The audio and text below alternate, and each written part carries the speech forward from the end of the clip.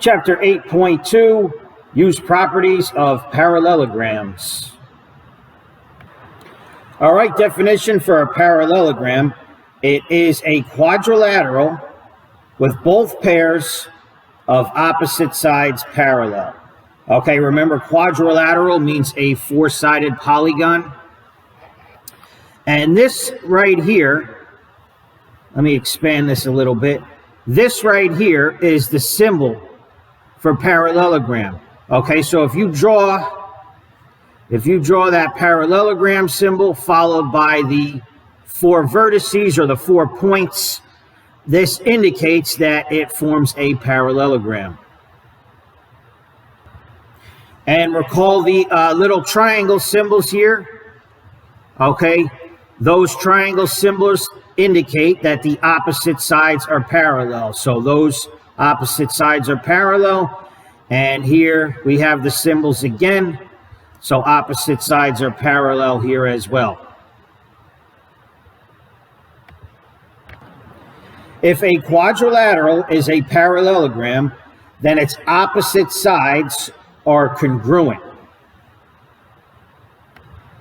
So the definition is that opposite sides are parallel, but once you know it's a parallelogram, you can see that opposite sides are congruent. So the sides across from each other are the same length. So this one matches this one. All right, so opposite sides, you just go across if it's a parallelogram and the sides are the same length. If a quadrilateral is a parallelogram, then opposite angles are congruent. All right, so if you have the parallelogram, you go diagonally across for the angles, and those angles are the same measurement. So P matches R, and angle Q matches angle S, as long as it's a parallelogram. Example 1, find the values of X and Y. Let's take a look. Now, if you look at this figure here, you see these markings right here, opposite sides parallel, right here, we have opposite sides parallel. So ABCD is a parallelogram. Okay, so I'm going to write ABCD is a parallelogram.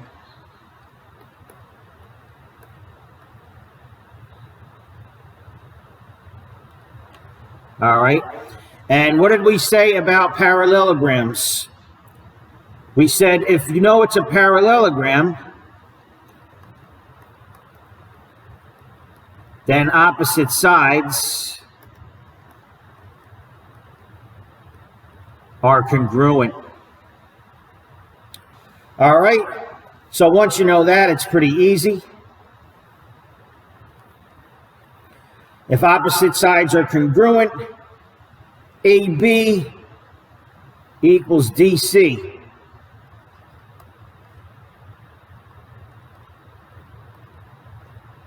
And you can see that AB is X plus 4. And you can see DC equals 12. Okay, minus 4 on both sides.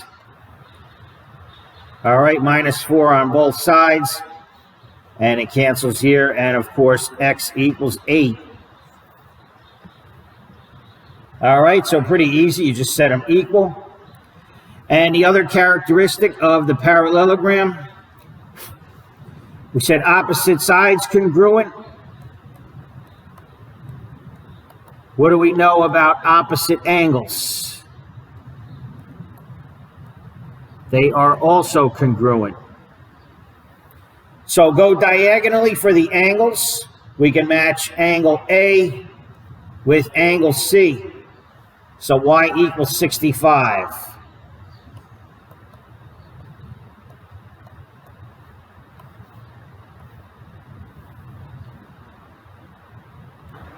Okay, please pause and think about number 1 here. Easy problem. All right, first let's find FG. All right, here we have HE is 8, so FG also has to be 8. Okay, opposite sides are congruent. By the way, the reason I knew it was a parallelogram is because opposite sides are parallel. Okay, once you establish it's a parallelogram, then it's easy. All right, next up, they want the measure of angle G. Opposite sides are congruent. Opposite angles are congruent, so angle G, go diagonally across, that matches angle E. So the measure of angle G is 60 degrees. And FG was 8. Pretty easy. All right, see if you can find the values of X and Y. Once again, we see opposite sides are parallel, so we have a parallelogram, which means opposite sides are congruent. That means 18 matches Y plus 3.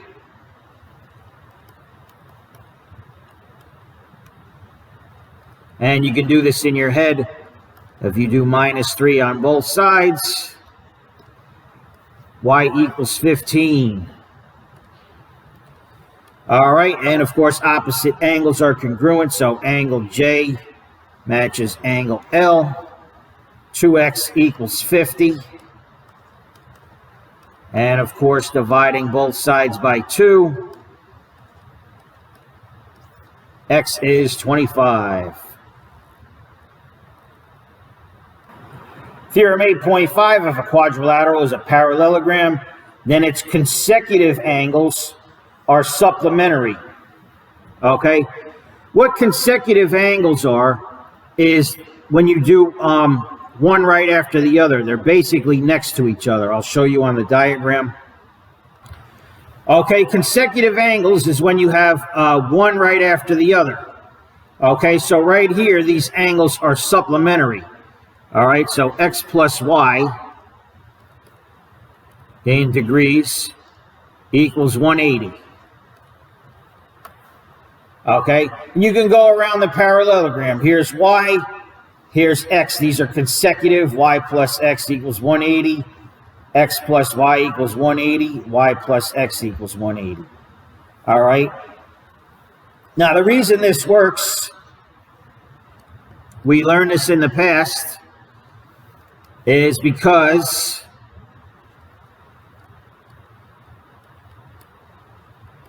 same side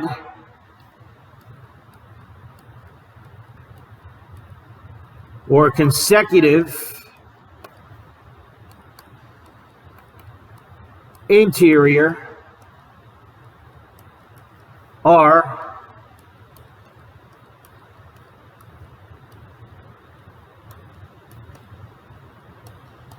supplementary.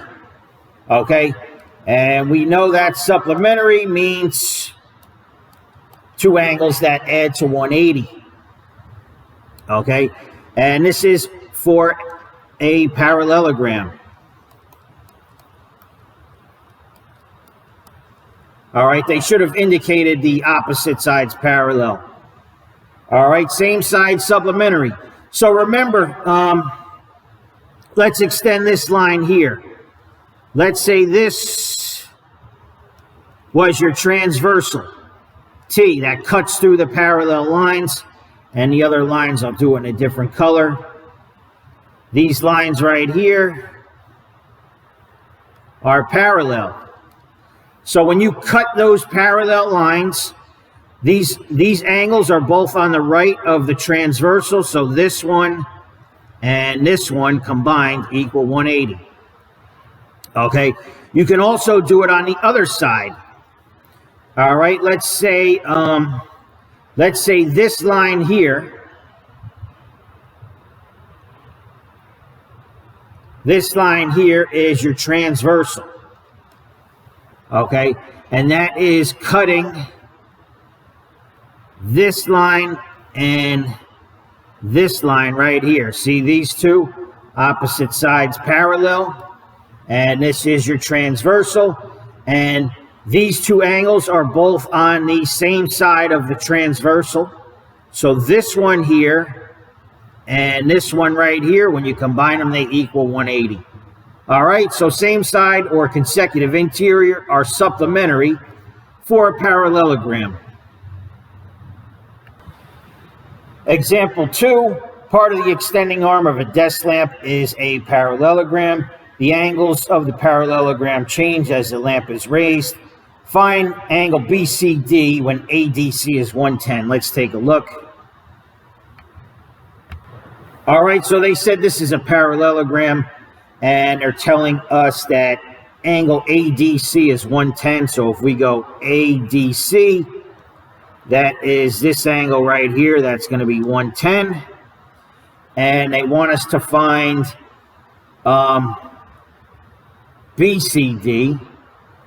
So BCD is going to be that one right there. All right.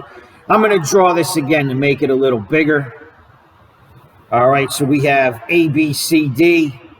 So I'm going to draw it so I can actually fill in the angles here. All right. Let's see. So this is going to be a parallelogram.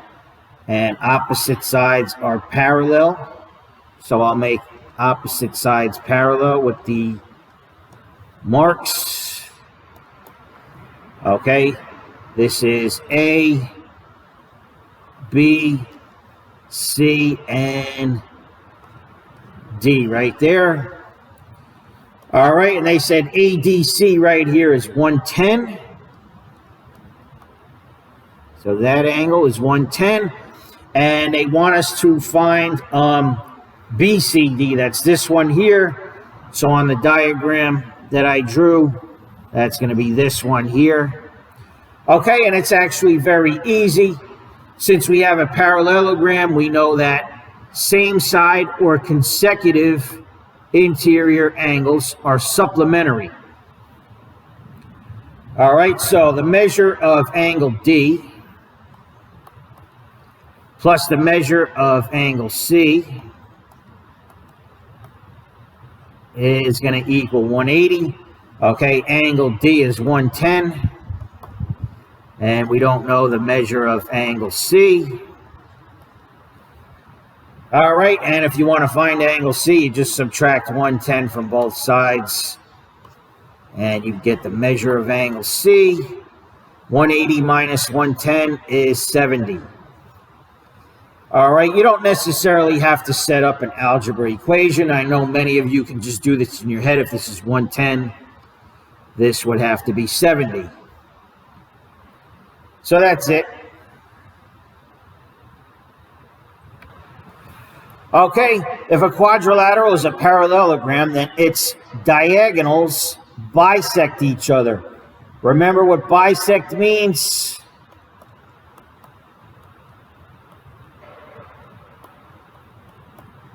Cut in half.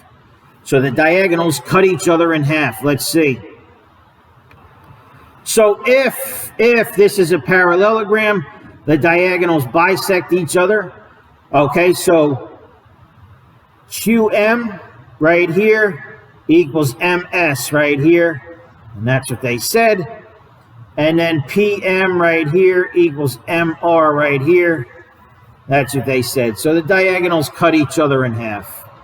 Okay, make sure you treat the diagonals individually. Okay, you can't say this equals that.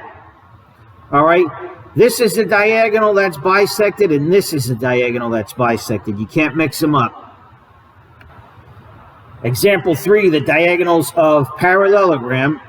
Okay, that's the parallelogram symbol. LM and O intersect at point P. What are the coordinates of P? Let's take a look. All right, we're looking to find the coordinates of point P. And because the diagonals bisect each other, I know that this is congruent to that. Okay, and I also know this is congruent to that, but we don't need it. The main thing you want to take away here is that P is a midpoint. All right, if these diagonals are bisected, P is going to be exactly in the middle. So we want to use the midpoint formula. All right, and if you remember the midpoint formula, it's actually simple. It's the average x and the average y. All right, how do you find the average of two numbers? You add them and divide by 2. So you take the two x coordinates and divide by 2. You take the two y coordinates and divide by 2. All right, let's get the coordinates here. You can use either of these, but I would like to use the O because these coordinates here are just 0, 0 at point O. The coordinates are 0, 0. Okay, then for point M, we have to find it. Let's see if we count for the x. 1, 2, 3, 4, 5, 6, 7. All right, for this point here, x equals 7. And if we were to find the y, start at the x-axis, 1, 2, 3, 4. The y coordinate is 4. All right, so we have the two coordinates. This is, the first coordinate is x, so we'll call that x1. The second coordinate is y, we'll call that y1. All right, same here, 7, 4. The first coordinate is x, we'll call that x2. Second coordinate is y, we'll call that y2. All right, so let's add the x's. We have 0 plus 7 divided by 2. And then for the y's, we have 0 plus 4.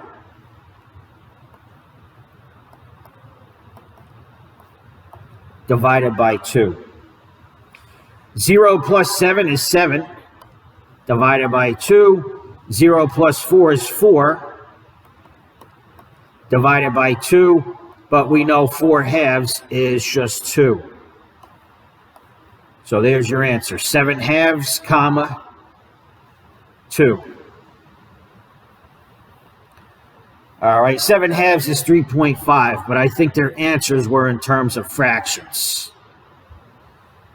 All right, 7 halves, comma, 2. Answer A.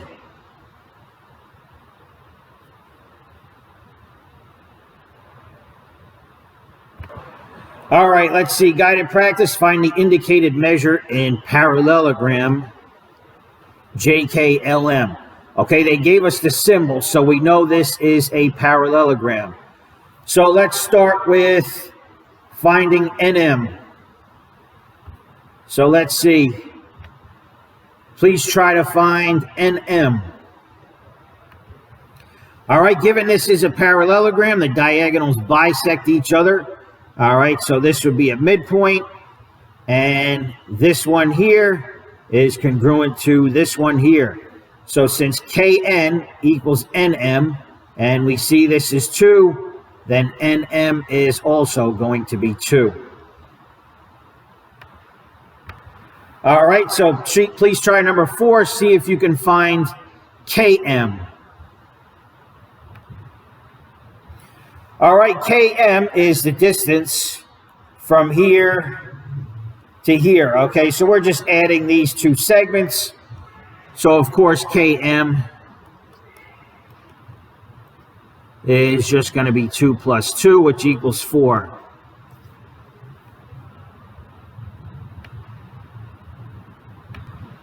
All right, number 5, angle JML. Let's take a look. Okay, so angle JML is going to be this whole thing right here. So see if you can find that one, please. Okay, remember for the parallelogram, consecutive or same side angles are supplementary. So if you add these two angles right here, they're going to add to 180. If this one is 110, then this one here is just going to be 180 minus 110. So this one here is going to be 70 degrees. Okay, we don't even need to worry about the 30. We're looking for that whole thing. Okay, finally, we're looking to get KML, angle KML. So let me erase some of this mess here and see if you can find KML. So that would just be that part of the angle right there. Well, a minute ago we said JML is 70, and if this one right here is 30, then this angle is just going to be 70 minus 30. Okay, so of course that just equals 40.